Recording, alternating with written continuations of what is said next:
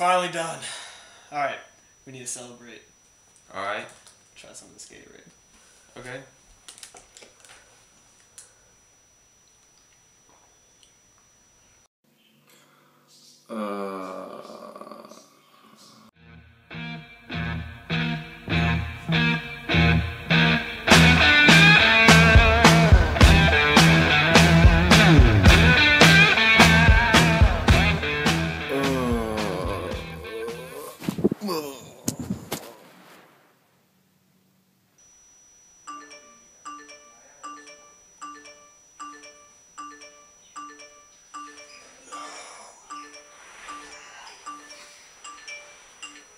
Hello?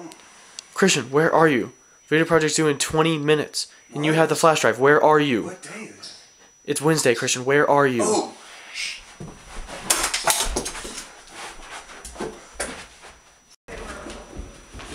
Good morning, Christian. Not anymore! There's no time!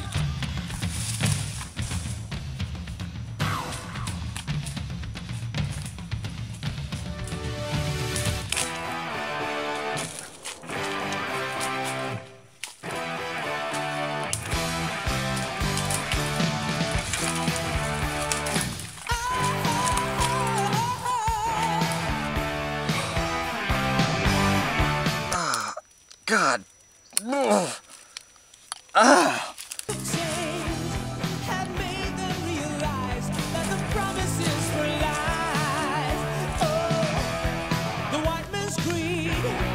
Search of gold made the nation bleed. They had lost their faith, and now they had to learn there was no place to return, nowhere they could turn.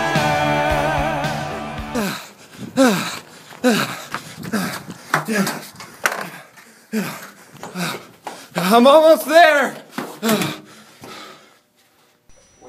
So, we originally planned on doing our video project on building a Van de Graaff generator, but we couldn't build it. We had everything going, we had moving belts, and it just didn't work. It was mostly Chris's, mostly Will's fault. But, so, our new idea, go-karts.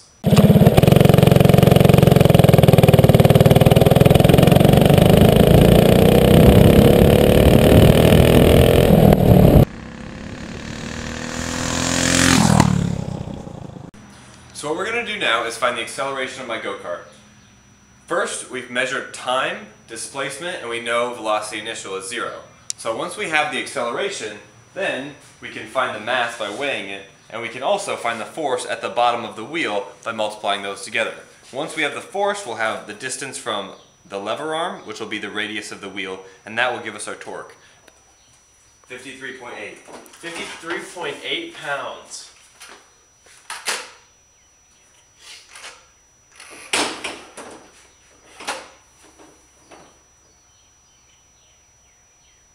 $57.4. 57.4 pounds. So we just add all these guys together, and then we have the weight of the go-kart?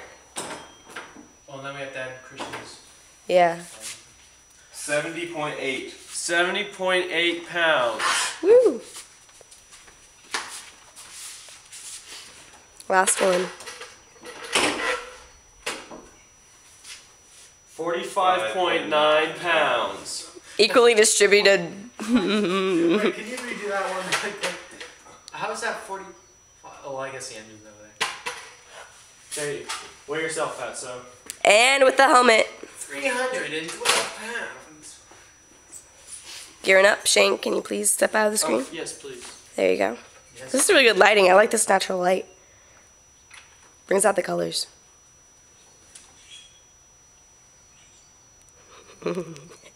Still reading. Christian, it's okay. 185.9 pounds. Okay. So right here we found the total weight, and the weight in the X is negligible because the theta is so small. Right here we have the wheel 1, wheel 2, wheel 3, wheel 4, and all the weights, and then the weight of Christian. And then we have our total weight right here. On that note. So this is just a quick explanation of what was happening while we were weighing our go-kart. So because the scale obviously has a height, whatever wheel we were weighing was slightly higher than the others. This causes a slight angle between what we're weighing and where the rest of the cart sits. So what we see here is, suppose this wheel is being weighed, it's slightly higher than the others, which is going to make the force of normal, which is the directly vertical line with the go-kart, is going to go slightly to the right, and there's going to be a small angle right there, which means that the force of weight is going to be only a component. The force of weight that we measured is only a component of what the true force of weight was. So here's a larger scale. This is the force of weight, this is the true force of weight, and that's going to be this hypotenuse, and the force of weight of the scale is what we measured, and then there's a small force of weight in the x going to the left, which is going to be what's going to change our calculation. So we calculated the combined weight of Christian and the go-kart, and that came out to be 413.8 pounds, and we used a conversion factor of 0.453 kilograms to 1 pound, and we got the mass of Christian plus the go-kart to be 180 kilograms.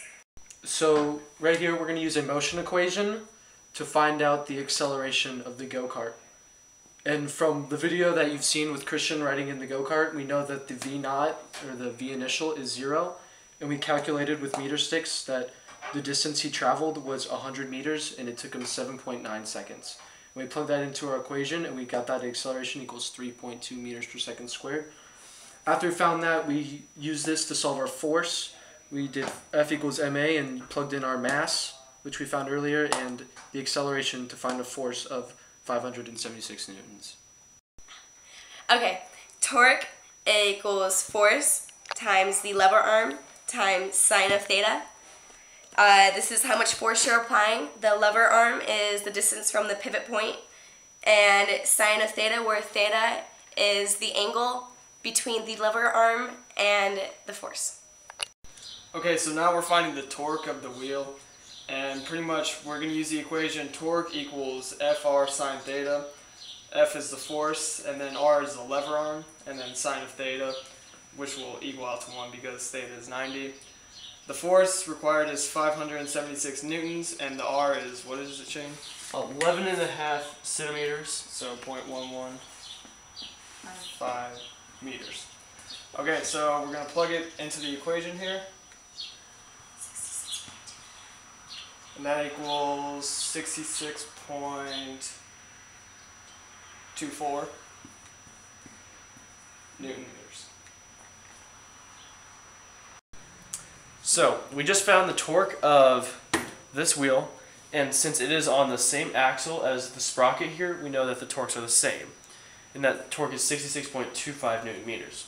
Then to find the torque of the clutch here, we can use a ratio doing torque of the sprocket over teeth of the sprocket equals torque of the clutch over teeth of the clutch, and we got the teeth to be 58 and 13, which you can see the teeth here, and inside the engine you can see teeth if you want to get all in there. Doing cross multiplying, we get the torque of the clutch to equal 14.85 Newton meters. Alright, so as we explained, torque is the force times the lever arm, and you may be thinking, well, how does that apply to me? How does that help me? Well, here's how. So imagine that you're riding a bike, and you're already pedaling as hard as you can. So we're going to say that the force is constant. So we're putting a constant force on the pedals right here. And then we have our lever arm, which is also constant, except for thermal expansion, which we will neglect. So we then have a torque at a point. So at the first set of sprockets, you have a fixed torque because you're already pedaling as hard as you can, and the lever arm is fixed. So torque is constant. So now what we're going to look at is how you can change the force along the chain. So since torque's constant, you know that torque equals force times the lever arm. So what's happening is the force is going to be what's at the outside of the lever arm, right? So we have our point, and there's our lever arm is the radius, and the force is whatever's at that outside point. And that's going to end up being the change, so we'll always follow the outside of the sprocket. So what happens is, as we go smaller in lever arms, as lever arms go down, the force will go up, because torque is constant. So when you're in gear 1, you have the most, you see the smallest gear, which is in back, you have the most force. And then on the outside, you have the least force. So as the lever arm goes up, the force goes down, and the opposite. Now in back, we have something different happening. So because the chain doesn't change, in the back the force is constant. Because we've set a gear here, we're pedaling at a constant, we're working our hardest already. The torque's constant up here, and the force along this chain is constant. Now, torque still equals force times lever arm. But now, the force is constant. So how is this going to change our torque? Again, as we said earlier, torque is the spinning force that acts at a point. So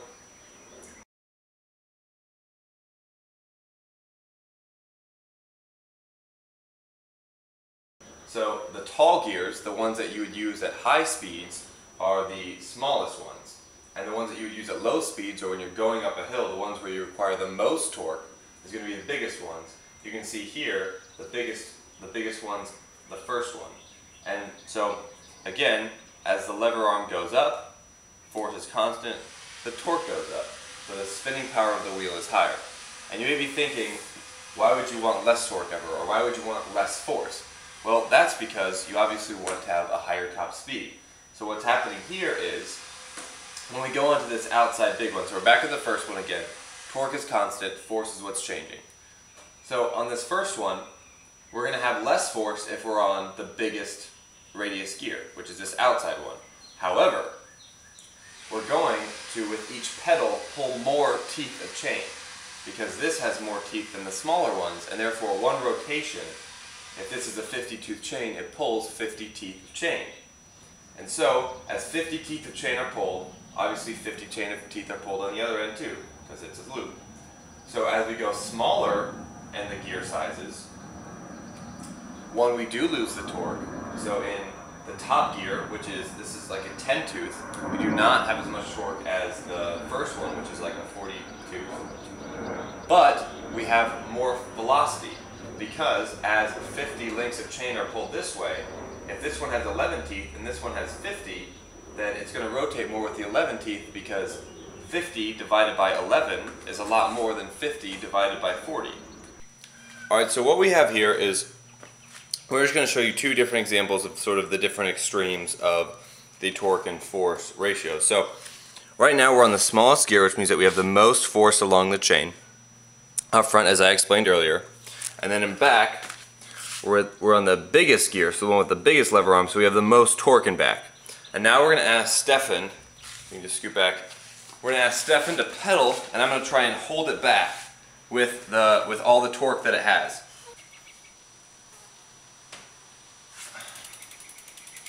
So as you can see, with the force that Stefan applied, there is quite a bit of torque on the back wheel.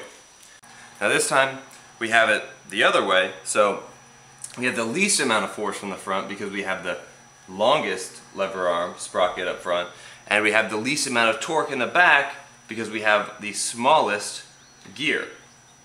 So we have the least amount of torque. Now Stefan, try and pedal. I can stop it with my finger. So what that showed us is, with the big gear up front, we can change our force, and the back gear we can change our torque. And so the more torque you have, the more spinning power you have. Now the reason why we have gears with smaller torque, because you'd think, like, wouldn't you always want to have a max amount of torque? Well, the max torque isn't necessarily the max velocity. So before, if we spun the wheel once, the back wheel would only spin once. Now with this, if I spin the wheel once, the back wheel spins, I think that was about 5 times.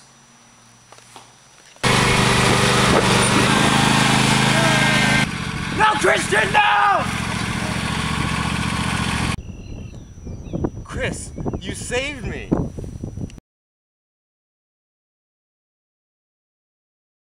Sadness is tolerated when Mr. Willard's gone. See all the smiles in the class? I wonder why. Look at that. Wait, Mr. Willard came back in the room. Wait, I'm crying. Why are you crying? Look at that, people just leaving. People leaving with free will. What? Oh my goodness. Is he standing before the bell? What? Look at that hood. Look at that hood. Look at that hood. Captain, my captain.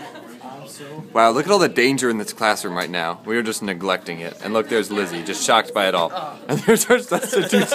Say hi to Mr. Willard. It's a video for him.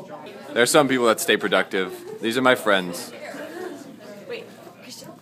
There's no. Okay. No, wait. Don't finish it I'll yet. see you tomorrow, Mr. No, Willard. don't.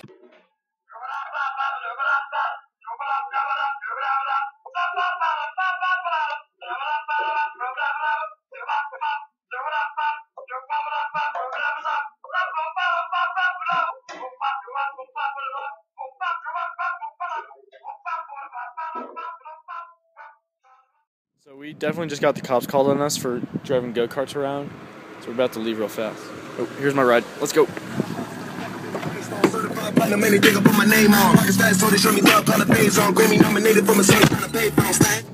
Didn't we just get the cops called on us? Yeah. Yeah. God damn it, Chris, go on.